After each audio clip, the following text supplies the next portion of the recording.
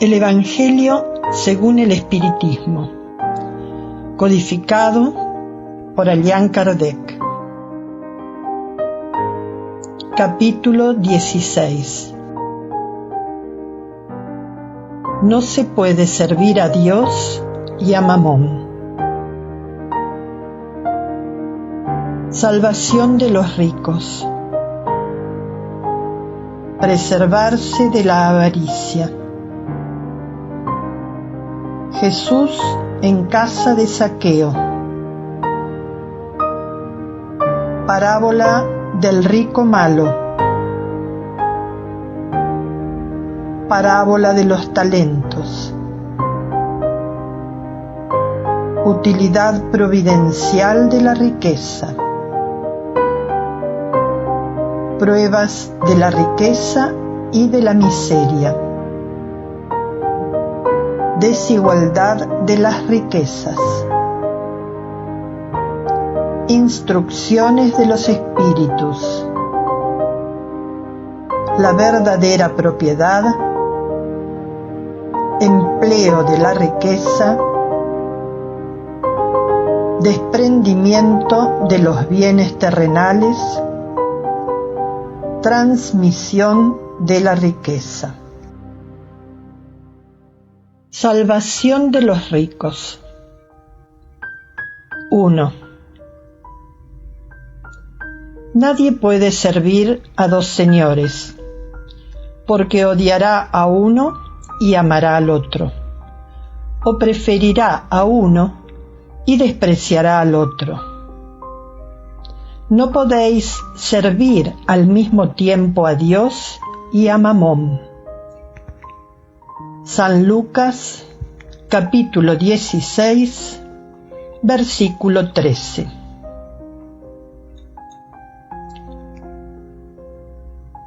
En lengua aramea, la palabra mamón significa riqueza. Asimismo, algunos pueblos de Oriente Medio designaban con ese nombre al dios de las riquezas. Nota del traductor. 2. Entonces se aproximó a él un joven y le dijo: Maestro bueno, ¿qué bien debo hacer para conquistar la vida eterna? Respondió Jesús: ¿Por qué me llamas bueno? Solo Dios es bueno. Si quieres entrar en la vida, guarda los mandamientos. ¿Cuáles mandamientos?, le preguntó el joven. Jesús le dijo: No matarás, no cometerás adulterio, no robarás, no darás falso testimonio, honra a tu padre y a tu madre, y ama a tu prójimo como a ti mismo. El joven le respondió: He guardado todos esos mandamientos desde que llegué a la juventud. ¿Qué me falta todavía? Jesús le dijo: Si quieres ser perfecto, ve, vende todo lo que tienes y dáselo a los pobres, y tendrás un tesoro en el cielo. Luego, ven y sígueme. Al oír estas palabras, el joven se retiró apenado, porque tenía muchos bienes. Jesús dijo entonces a sus discípulos: En verdad os digo que es muy difícil que un rico entre en el reino de los cielos. Una vez más os digo, es más fácil que un camello pase por el ojo de una aguja que un rico entre en el reino de los cielos. San Mateo, capítulo 19, versículos 16 a 24. San Lucas, capítulo 18, versículos 18 a 25. San Marcos, capítulo 10, versículos 17 a 25. Esta arrojada figura puede parecer un poco forzada porque no se percibe la relación que existe entre un camello y una aguja. Esto proviene del hecho de que, en hebreo, la misma palabra sirve para designar a un cable y a un camello. En la traducción de los evangelios le asignaron el último de esos significados. Es probable que Jesús la haya empleado en la acepción de cable. Al menos es más lógica. Nota de Allan Kardec. Preservarse de la avaricia. 3. Entonces, en medio de la turba, un hombre le dijo: Maestro, dile a mi hermano que reparta conmigo la herencia que nos tocó. Pero Jesús le dijo: Oh hombres, ¿quién me ha designado para que os juzgue o para que reparta entre vosotros? Y les dijo: Sed cuidadosos de guardaros de la avaricia, porque sea cual fuere la abundancia en que el hombre se halle, su vida no depende de los bienes que posee. Les relató a continuación esta parábola. Había un hombre cuyas tierras habían producido en abundancia, y pensaba entre sí de este modo: ¿qué haré, pues ya no tengo lugar donde guardar todo lo que he cosechado? Y dijo: esto es lo que haré. Demoleré mis graneros y construiré otros más grandes, donde pondré toda mi cosecha y todos mis bienes. Y le diré a mi alma: alma mía, tienes muchos bienes en reserva para largos años. Descansa, come, bebe, goza. Pero Dios, al mismo tiempo, dijo a ese hombre: ¡qué insensato eres! Esta misma noche reclamarán tu alma. ¿Para quién será lo que acumulaste? Eso le sucede al que acumula tesoros para sí mismo y no es rico para con Dios. San Lucas, capítulo 12, versículos 13 a 21. Jesús en casa de Zaqueo. 4. Jesús, habiendo entrado en Jericó, atravesaba la ciudad, y había allí un hombre llamado Zaqueo, que era jefe de los publicanos y muy rico. Y Zaqueo trataba de ver a Jesús para conocerlo, pero no lo conseguía a causa de la multitud, pues era de muy baja estatura. Por eso se adelantó corriendo y se subió a un sicómoro para verlo, pues Jesús debía pasar por allí. Al llegar Jesús a ese lugar, dirigió la mirada hacia lo alto y al verlo le dijo: Zaqueo, baja pronto, porque es necesario que me hospedes hoy en tu casa. Zaqueo bajó de inmediato y lo recibió con alegría. Al ver eso, todos murmuraban diciendo: él fue a hospedarse en la casa de un hombre de mala vida. Véase en la introducción el artículo Publicanos. Mientras tanto, Zaqueo se presentó ante el Señor y le dijo: Señor, doy la mitad de mis bienes a los pobres, y si en algo causé daño a alguien, le devuelvo 4 veces más. A lo que Jesús le dijo: Esta casa recibió hoy la salvación, porque también éste es hijo de Abraham, pues el Hijo del Hombre vino a buscar y salvar lo que estaba perdido. San Lucas, capítulo 19, versículos 1 a 10. Parábola del rico malo. 5.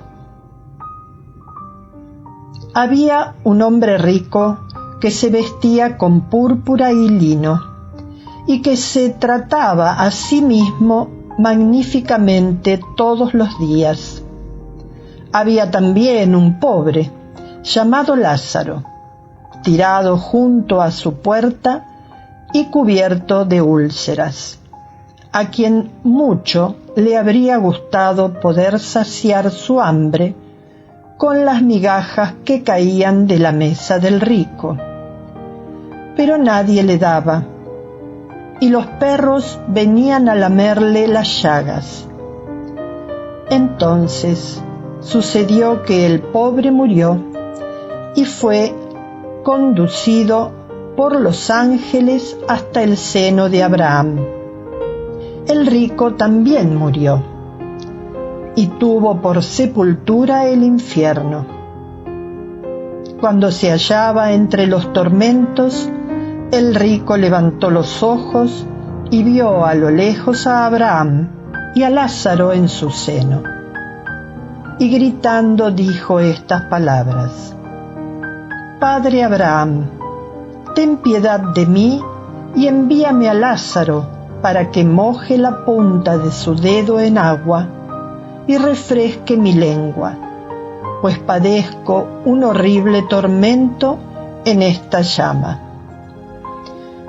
Pero Abraham le respondió: Hijo mío, recuerda que recibiste tus bienes en vida y que Lázaro solo tuvo males. Por eso ahora él recibe consuelo y tú tormentos. Además, existe un gran abismo entre nosotros y vosotros, de modo que los que quieran pasar de aquí para ahí no pueden, como tampoco ninguno puede pasar del lugar en que tú estás para aquí. El rico le dijo: Entonces te suplico, padre Abraham, que envíes a Lázaro a la casa de mi padre, donde tengo 5 hermanos, para que les dé testimonio de estas cosas, y no vengan también ellos a este lugar de tormentos. Abraham le replicó: Ellos tienen a Moisés y los profetas que los escuchen. El rico dijo: No, padre Abraham, sino que si alguno de los muertos fuera a decírselo, harán penitencia. Abraham le respondió: Si ellos no escuchan a Moisés ni a los profetas, tampoco creerán cuando alguno de los muertos resucite. San Lucas, capítulo 16, versículo 19 a 31. Parábola de los talentos. 6. El Señor obra como un hombre que, teniendo que hacer un largo viaje fuera de su país, llamó a sus servidores y les encomendó sus bienes. Después de dar 5 talentos a uno, 2 a otro y 1 a otro, a cada cual según su capacidad, partió de inmediato. Entonces, el que había recibido 5 talentos se fue, negoció con aquel dinero y ganó otros 5 talentos. Del mismo modo, el que había recibido 2, ganó otros 2. Pero el que apenas había recibido 1, cavó un hoyo en la tierra y escondió el dinero de su señor. Al cabo de largo tiempo, el señor de aquellos servidores regresó y los llamó a rendir cuentas. Vino el que había recibido 5 talentos y le presentó otros 5, diciendo: Señor, me entregaste 5 talentos, aquí tienes, además otros 5 que gané. Le respondió su señor: Bien, servidor bueno y fiel, fuiste fiel en poca cosa, te confiaré muchas otras. Entra en el gozo de tu señor. El que había recibido 2 talentos se presentó a su turno y le dijo: Señor, me entregaste 2 talentos, aquí tienes, además, otros 2 que gané. Su señor le respondió: Bien, servidor bueno y fiel, fuiste fiel en poca cosa, te confiaré muchas otras. Entra en el gozo de tu señor. Vino a continuación el que había recibido solamente 1 talento y dijo: Señor, sé que eres un hombre duro, que ciegas donde no sembraste y recoges donde nada pusiste. Por eso, como tenía temor de ti, escondí tu talento en la tierra. Aquí está, te devuelvo lo que es tuyo. Pero su señor le respondió: Servidor malo y perezoso, sabías que ciego donde no sembré y recojo donde nada puse. Debías entregar mi dinero a los banqueros para que a mi regreso yo tuviera con intereses lo que me pertenece. Quítenle, pues, su talento y désenlo al que tiene 10 talentos, porque a todos los que ya tienen se les dará, y quedarán con mayor cantidad de bienes, pero al que nada tiene, se le quitará hasta lo que parezca que tiene. Y a ese servidor inútil, echadlo a las tinieblas exteriores, donde habrá llanto y crujir de dientes. San Mateo, capítulo 25, versículos 14 a 30. Utilidad providencial de la riqueza. Pruebas de la riqueza y de la miseria. 7. Si la riqueza fuese un obstáculo absoluto para la salvación de los que la poseen, según se podría deducir de ciertas palabras de Jesús, interpretadas según la letra y no conforme al espíritu, Dios, que la concede, habría puesto en las manos de algunos un instrumento de perdición inevitable. Idea esta que la razón rechaza.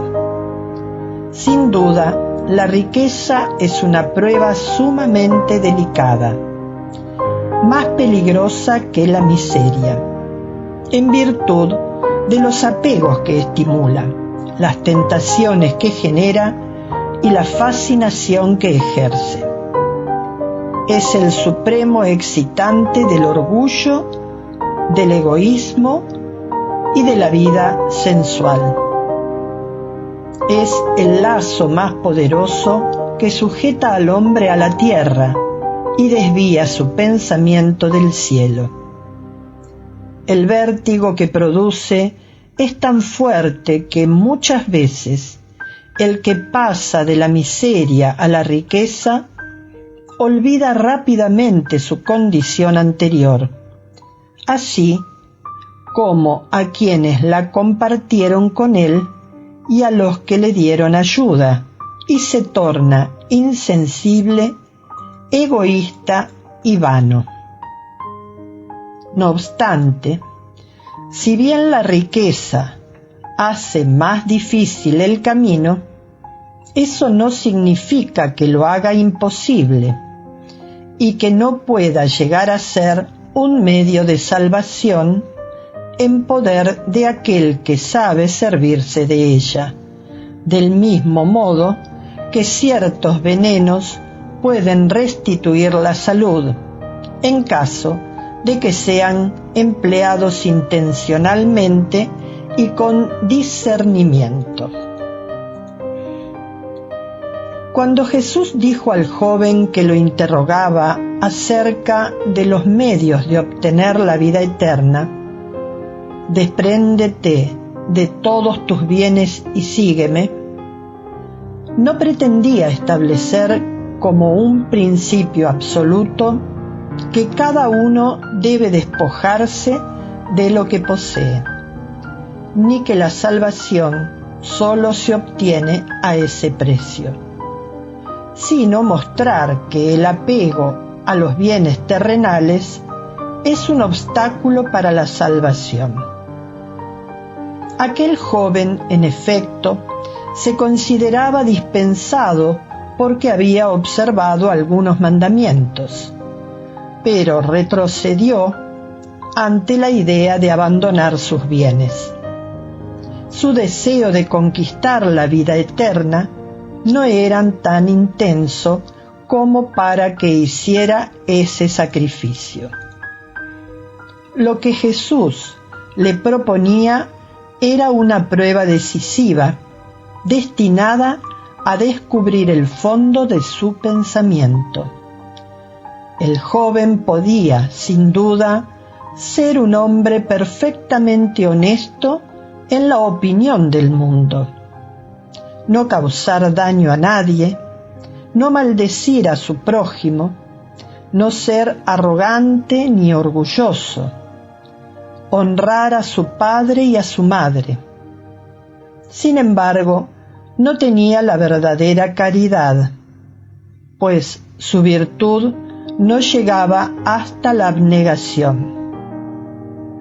Eso fue lo que Jesús quiso demostrar. Era una aplicación del principio: fuera de la caridad no hay salvación.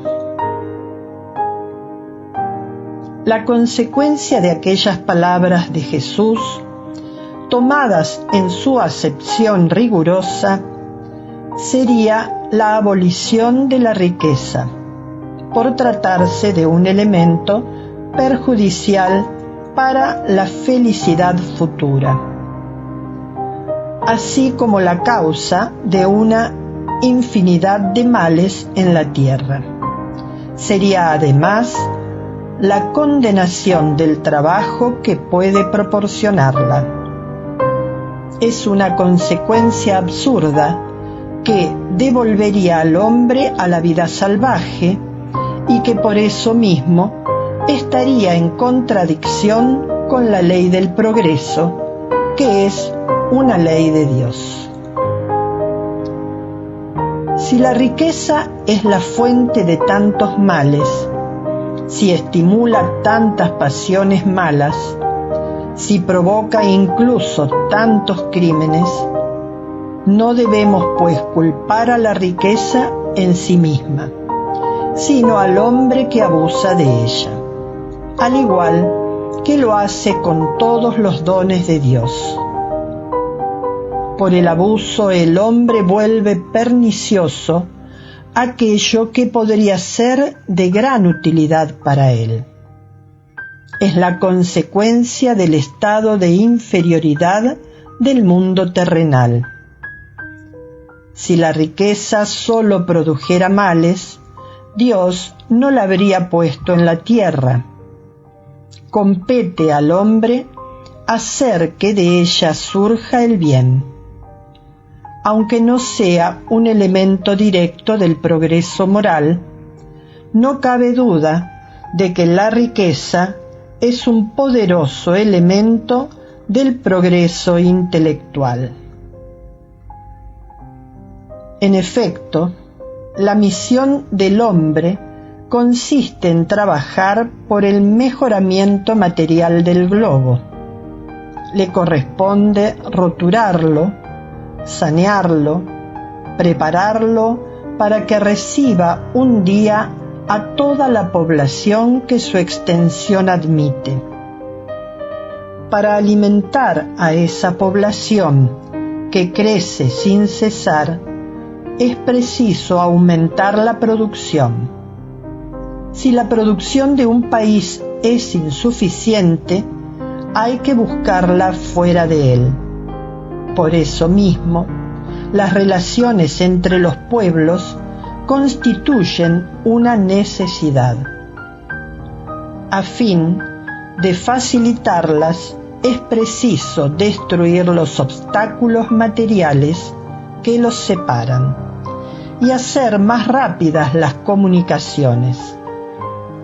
Para llevar adelante trabajos que son obra de los siglos, el hombre tuvo que extraer los materiales hasta de las entrañas de la tierra y procuró en la ciencia los medios de ejecutarlos con mayor seguridad y rapidez. No obstante, para eso necesitó recursos. La necesidad, pues, lo llevó a crear la riqueza, así como lo impulsó a descubrir la ciencia. La actividad impuesta por esos mismos trabajos amplía y desarrolla su inteligencia, y esa inteligencia que él concentra al principio en la satisfacción de sus necesidades materiales, habrá de ayudarlo más adelante a comprender las grandes verdades morales. Dado que la riqueza es el principal medio de ejecución, sin ella desaparecerían los grandes trabajos. Ya no habría actividades, no habría estímulos ni investigaciones. Con toda razón, pues, la riqueza es considerada un elemento de progreso. Desigualdad de las riquezas. 8. La desigualdad de las riquezas es uno de los problemas que en vano se procurará resolver, en tanto solo se considere la vida actual. Al respecto, la primera cuestión que se presenta es esta: ¿por qué no todos los hombres son igualmente ricos?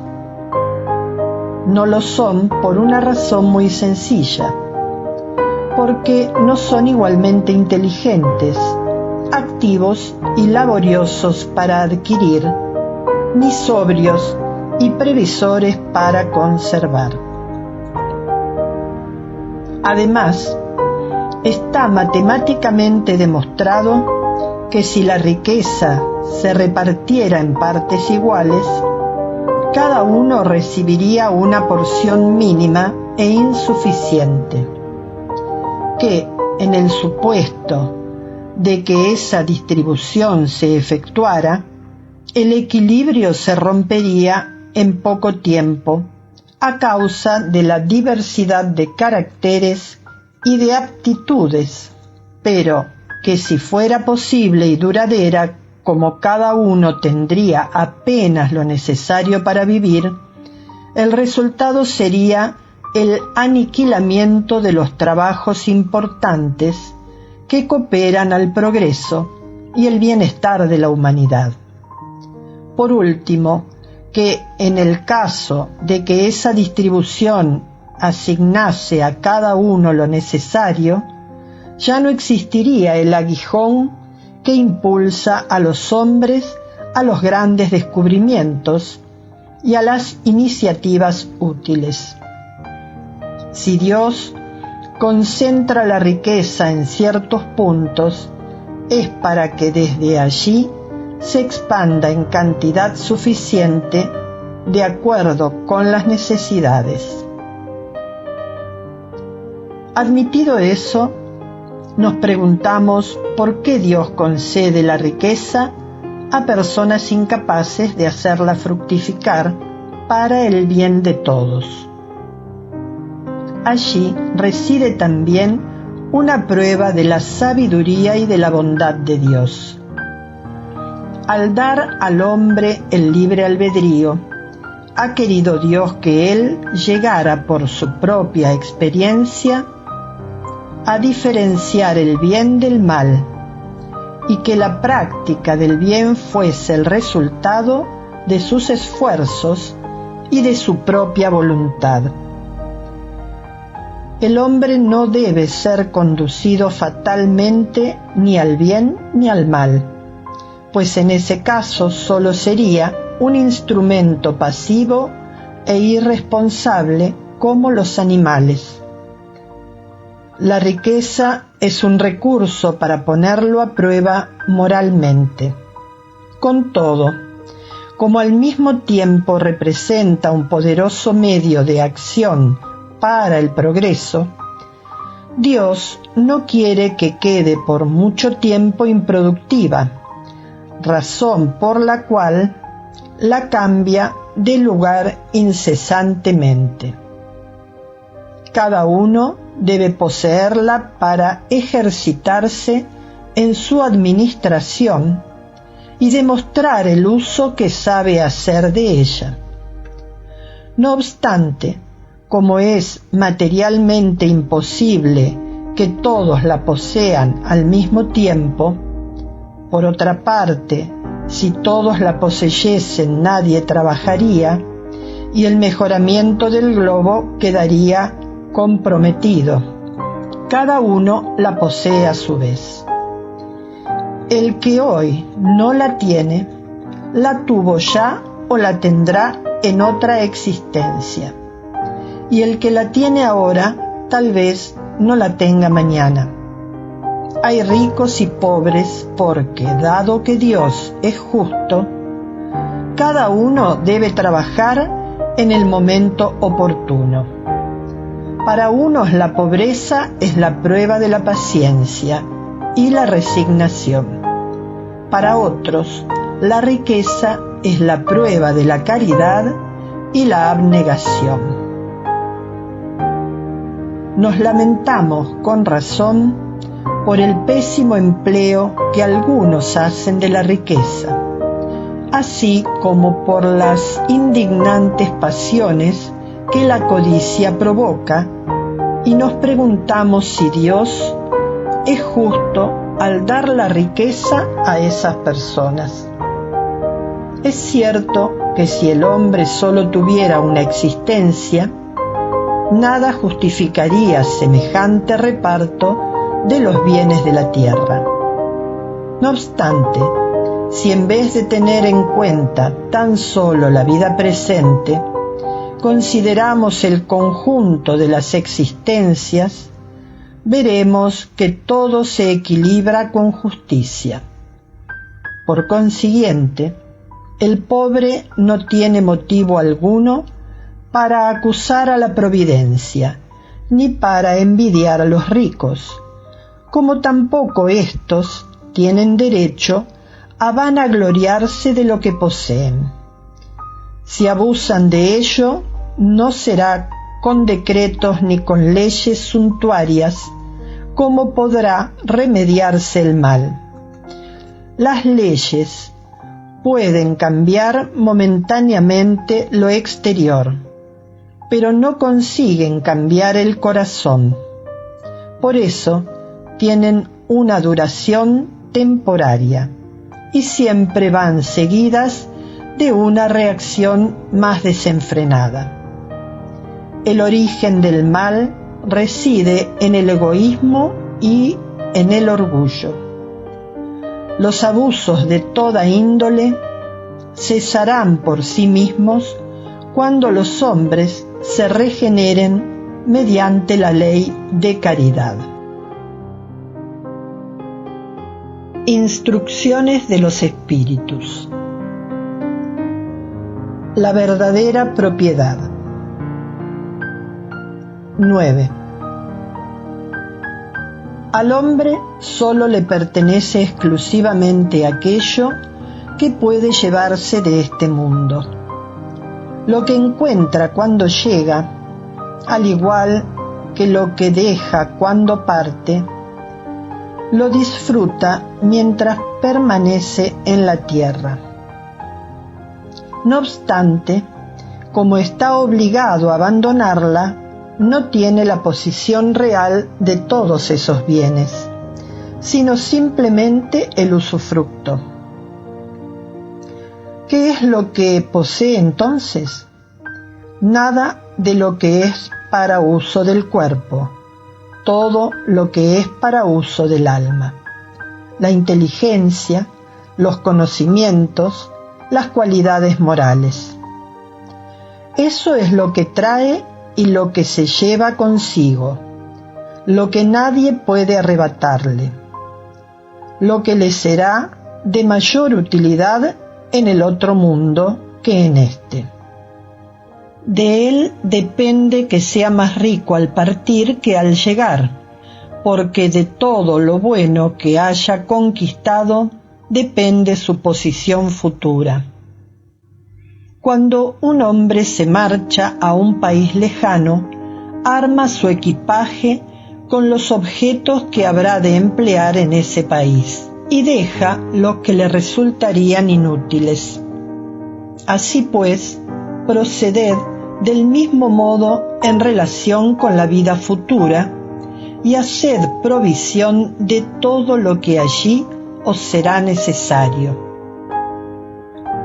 Al viajero que llega a una posada se le ofrece buen alojamiento, en el caso de que pueda pagarlo.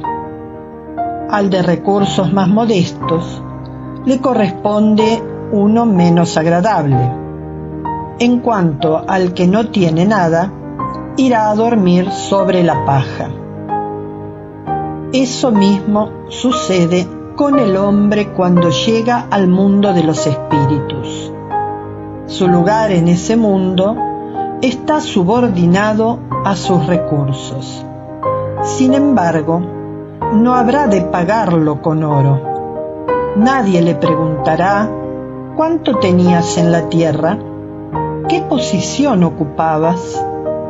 ¿Eras príncipe o artesano? Sino que se le preguntará ¿qué traes contigo?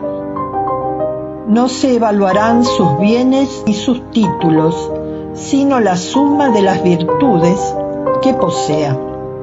Ahora bien, en ese aspecto el artesano puede ser más rico que el príncipe. En vano el rico alegará que antes de partir de la tierra pagó a precio de oro su ingreso al otro mundo. Le responderán: aquí no se compran los puestos, se conquistan mediante la práctica del bien. Con la moneda terrestre pudiste comprar campos, casas, palacios, pero aquí todo se paga con las cualidades del corazón. ¿Eres rico en esas cualidades? Sé bienvenido y ve hacia uno de los lugares de la primera categoría, donde te esperan todas las felicidades. ¿Eres pobre en ellas? Ve a uno de los lugares de la última, donde serás tratado de acuerdo con tus recursos. Pascal, Ginebra, 1860. 10. los bienes de la tierra pertenecen a Dios, que los distribuye según su voluntad. El hombre no es más que el usufructuario, el administrador, más o menos íntegro e inteligente de esos bienes. A tal punto no constituyen una propiedad individual del hombre, que Dios invalida a menudo todas las previsiones, de modo que hace que la riqueza huya de aquel que se considera con los mejores títulos para poseerla. Probablemente diréis que eso se aplica a la riqueza hereditaria, pero no a la que se consigue con el trabajo. No cabe duda de que, si existe una riqueza legítima, es esta última, cuando se adquiere honestamente. Porque una propiedad solo se obtiene legítimamente cuando, para adquirirla, no se ha hecho daño a nadie. Se pedirán cuentas hasta de un centavo mal habido, es decir, obtenido con perjuicio para alguien. Con todo, del hecho de que un hombre deba su riqueza a sí mismo, ¿se concluye que al morir tendrá alguna ventaja por ello? Las precauciones que toma para transmitirla a sus descendientes ¿no son inútiles muchas veces?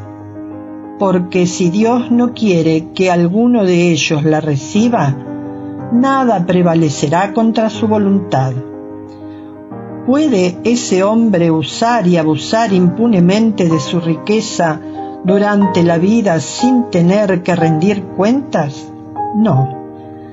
Al permitirle que la adquiera, es probable que Dios tenga la intención de recompensarlo durante la vida presente por sus esfuerzos, su valor, su perseverancia.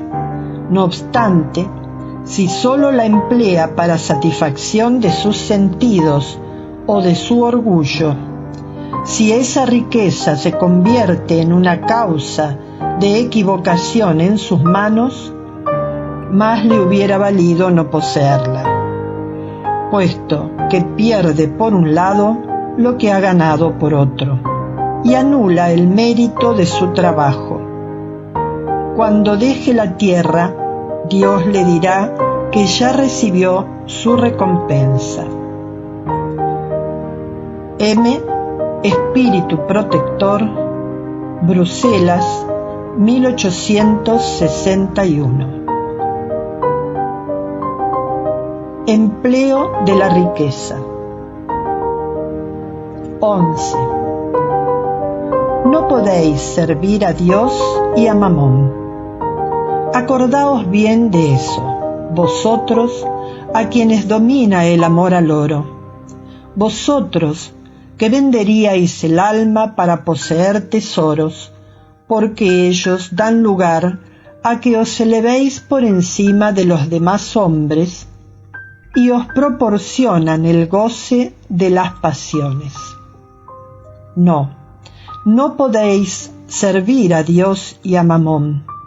Así pues, si sentís vuestra alma dominada por la codicia de la carne, apresuraos a soltar el yugo que os oprime, porque Dios, justo y severo, os dirá: ¿qué has hecho, administrador infiel, con los bienes que te confié?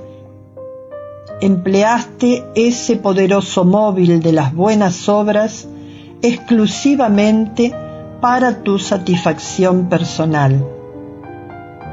¿Cuál es, pues, el mejor empleo que se puede dar a la riqueza?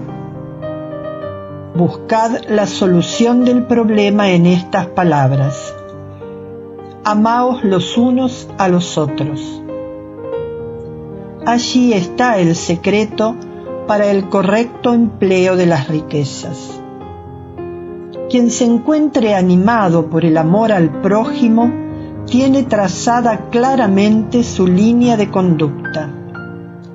El empleo que agrada a Dios es la caridad, no esa caridad fría y egoísta que consiste en esparcir alrededor suyo lo superfluo de una existencia dorada, sino la caridad plena de amor, que va en busca del desdichado y lo ayuda a levantarse sin humillarlo.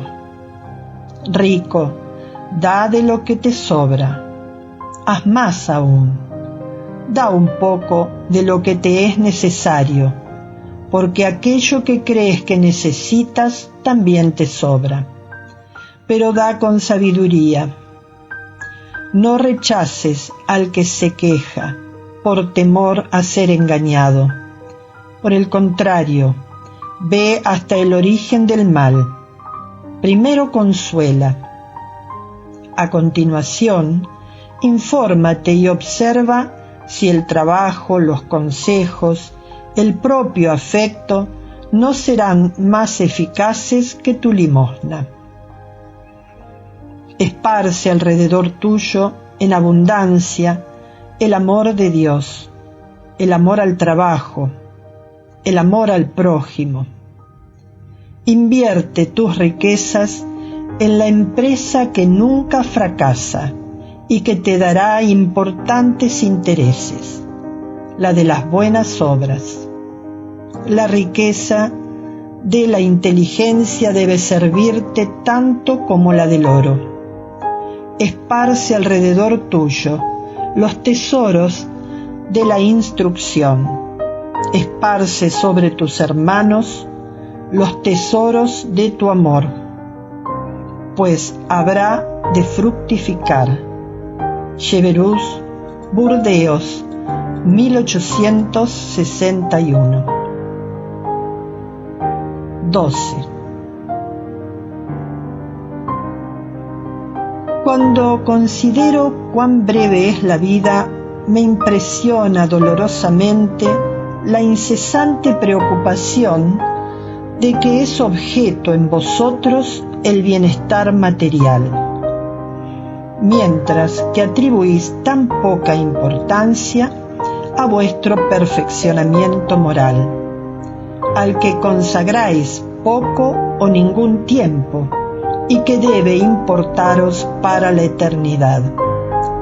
Podría decirse, al considerar la actividad que desplegáis, que se trata de una cuestión de más elevado interés para la humanidad, mientras que, en la mayoría de los casos, solo se trata en que os ponéis en condiciones de satisfacer necesidades exageradas o la vanidad, o de que os entregáis a excesos. Cuántas aflicciones, inquietudes y tormentos se imponen cada uno. Cuántas noches de insomnio para incrementar una fortuna que muchas veces es más que suficiente. Para colmo de la ceguera, no es raro encontrar personas esclavizadas a penosos trabajos por el apego descontrolado a las riquezas y a los goces que proporciona, que se vanaglorian de una existencia a la cual denominan de sacrificios y méritos, como si trabajasen para los otros y no para ellos mismos. Insensatos. ¿Acaso creéis realmente que os serán tomados en cuenta los cuidados y los esfuerzos que invertís, impulsados por el egoísmo, la ambición o el orgullo, mientras que descuidáis vuestro porvenir, así como los deberes que la solidaridad fraterna impone a todos los que gozan de las ventajas de la vida social? Apenas habéis pensado en vuestro cuerpo y en su bienestar. Sus goces han sido el exclusivo objeto de vuestro egoísta esmero. Por ese cuerpo que habrá de morir, habéis despreciado a vuestro espíritu, que vivirá para siempre. Por eso mismo, ese Señor tan mimado y acariciado se ha vuelto vuestro tirano. Él comanda a vuestro espíritu, que se ha convertido en su esclavo. ¿Será ese el objetivo de la existencia que Dios os concedió? Un espíritu protector, Cracovia, 1861. 13. Puesto que el hombre es el depositario, el administrador de los bienes que Dios ha puesto en sus manos, se le pedirán rigurosas cuentas del empleo que les haya dado, en virtud de su libre albedrío. El mal uso consiste en hacerlos servir exclusivamente para su satisfacción personal. Por el contrario, el empleo de esos bienes es satisfactorio siempre que de él resulte algún bien para los demás. El mérito es proporcional al sacrificio que el hombre se impone. La beneficencia no es más que una de las maneras de emplear la riqueza. Atenúa la miseria actual, aplaca el hambre, preserva del frío y proporciona asilo a quienes no lo tienen. No obstante, hay un deber que es al mismo tiempo imperioso y meritorio, el de prevenir la miseria. Esa es la misión de las grandes riquezas, mediante los trabajos de toda índole que con ellas se pueden ejecutar.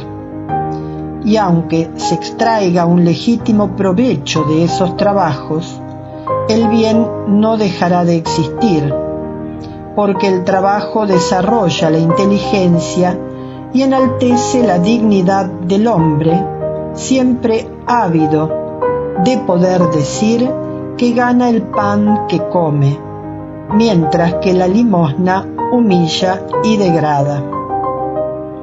La riqueza concentrada en una sola mano debe ser como un manantial de agua viva que esparce la fecundidad y el bienestar alrededor suyo. Oh, vosotros los que sois ricos, que empleáis la riqueza según los designios del Señor, vuestro corazón será el primero en saciar su sed en esa fuente bienhechora. Disfrutaréis incluso en esta vida los inefables goces del alma en vez de los goces materiales del egoísta, que dejan vacío el corazón. Vuestros nombres serán bendecidos en la tierra, y cuando la dejéis, el soberano Señor os dirá, como en la parábola de los talentos: bien servidor bueno y fiel, entra en el gozo de tu Señor.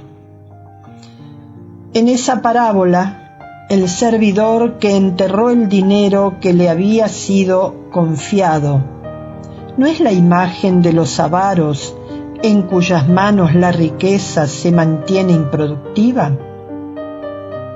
Con todo, si Jesús habla principalmente de limosnas, eso se debe a que en aquel tiempo y en el país en que vivía no se conocían los trabajos que las artes y la industria crearon más tarde, y en los cuales la riqueza puede ser empleada útilmente para el bien general.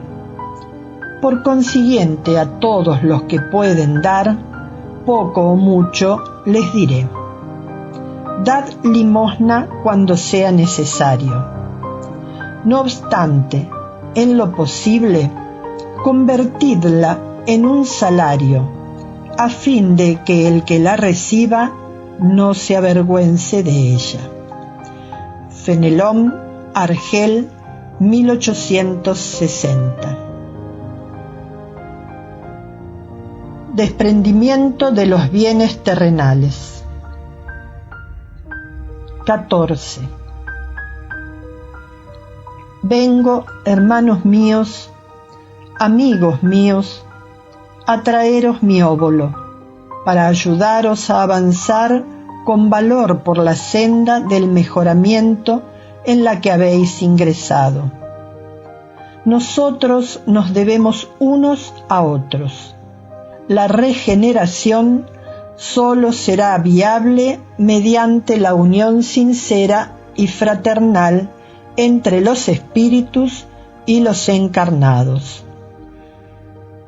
El apego a los bienes terrenales es una de las mayores trabas para vuestro adelanto moral y espiritual.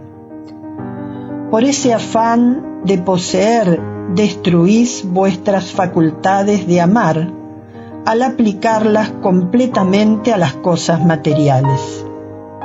Sed sinceros. ¿Proporciona la riqueza una felicidad plena? Cuando vuestros cofres están repletos, ¿no hay siempre un vacío en vuestro corazón? En el fondo de ese cesto de flores, ¿no hay siempre un reptil oculto? Comprendo la satisfacción legítima, por supuesto, que experimenta el hombre que gracias a su trabajo honrado y constante ha obtenido riquezas.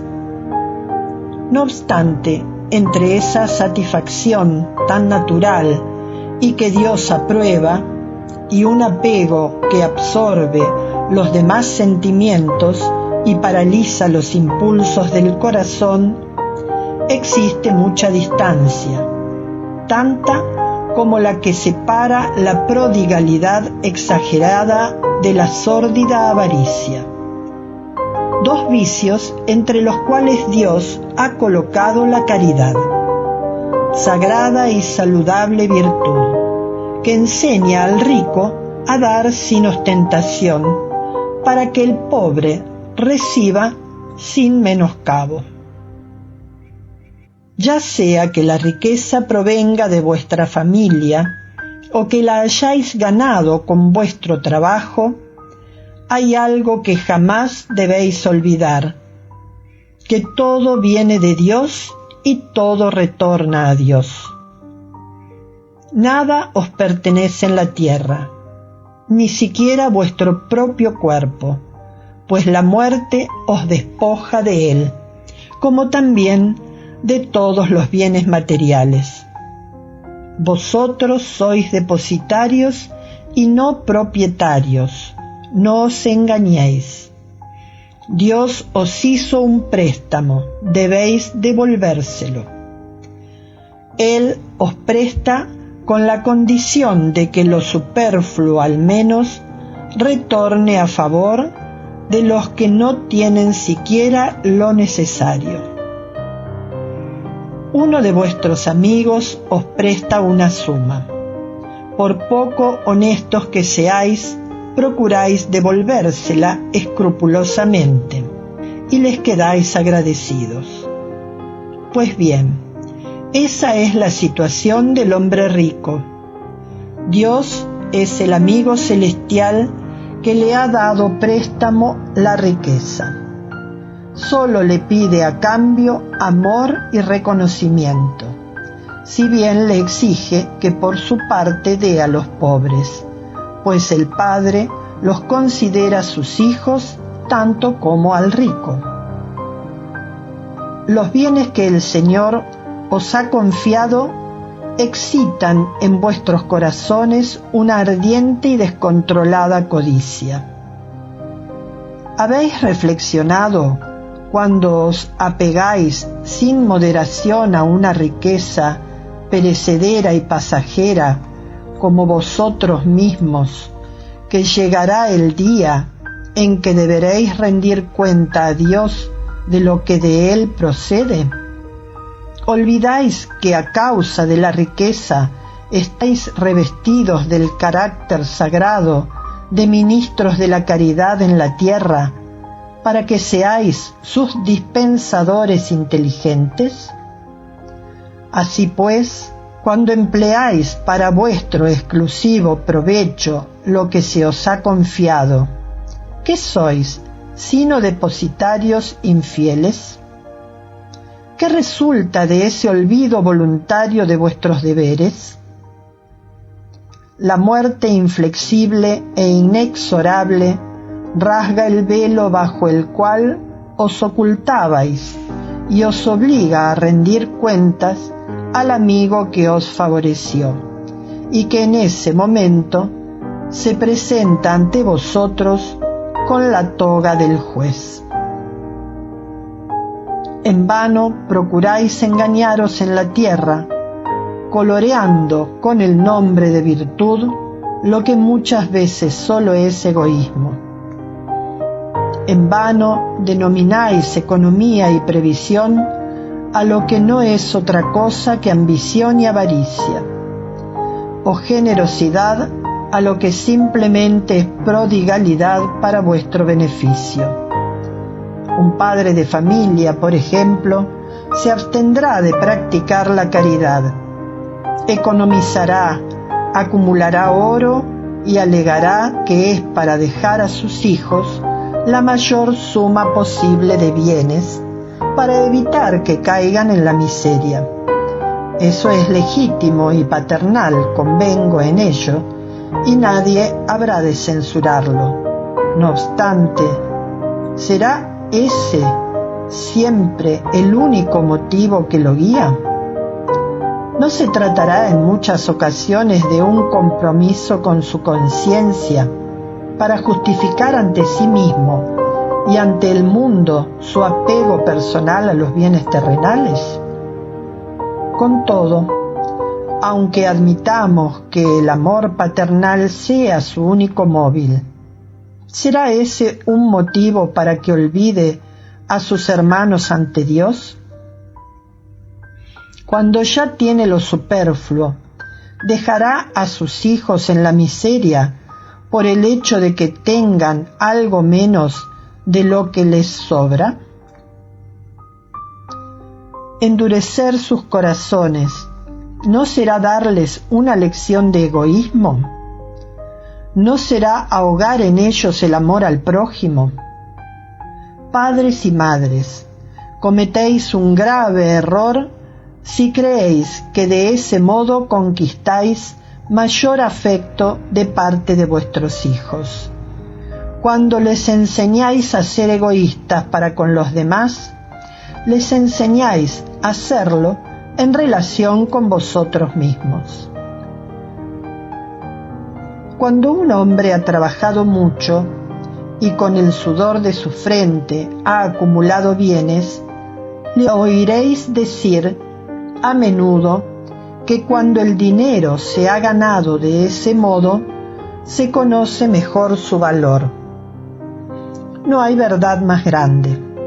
Pues bien, que ese hombre que dice conocer bien el valor del dinero, practique la caridad según sus posibilidades, y tendrá más mérito que aquel que, nacido en la abundancia, ignora la ardua fatiga del trabajo. Por el contrario, si ese hombre que se acuerda de sus penas, de sus esfuerzos, fuera egoísta e indiferente para con los pobres, será mucho más culpable que el otro, porque cuanto más conoce cada uno por sí mismo los dolores ocultos de la miseria, tanto mayor será su deber de aliviar los de los demás. Lamentablemente, en el hombre rico siempre existe un sentimiento tan intenso como el apego a la riqueza, el orgullo. No es raro ver que un nuevo rico, en vez de ayudar al desventurado que implora su asistencia, lo aturde con la narración de sus esfuerzos y sus habilidades, para decirle por último: haz lo que yo hice. Según él, la bondad de Dios no ha intervenido para nada en la obtención de la riqueza que acumuló. solo atribuye el mérito a sí mismo. El orgullo le pone una venda sobre los ojos y le tapa los oídos. Pese a toda su inteligencia y su aptitud, no comprende que Dios puede hacerlo caer con una sola palabra. Despilfarrar la riqueza no es una demostración de desprendimiento de los bienes terrenales, sino descuido e indiferencia. El hombre, depositario de esos bienes, no tiene derecho a dilapidarlos, como tampoco a confiscarlos para su provecho.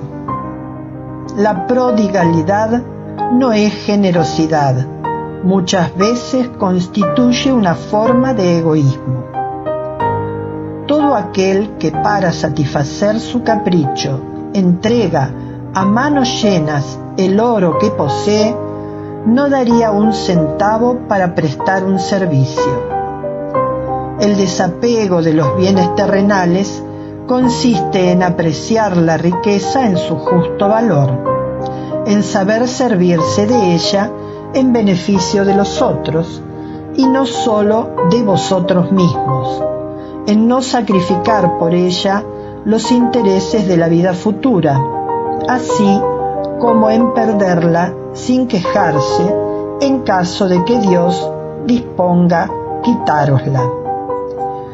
Si por obra de reveses imprevistos os convertís en otro Job, decid como él: Señor, tú me diste la riqueza, tú me la has quitado, hágase tu voluntad. Ese es el verdadero desprendimiento. En primer lugar, sed sumisos.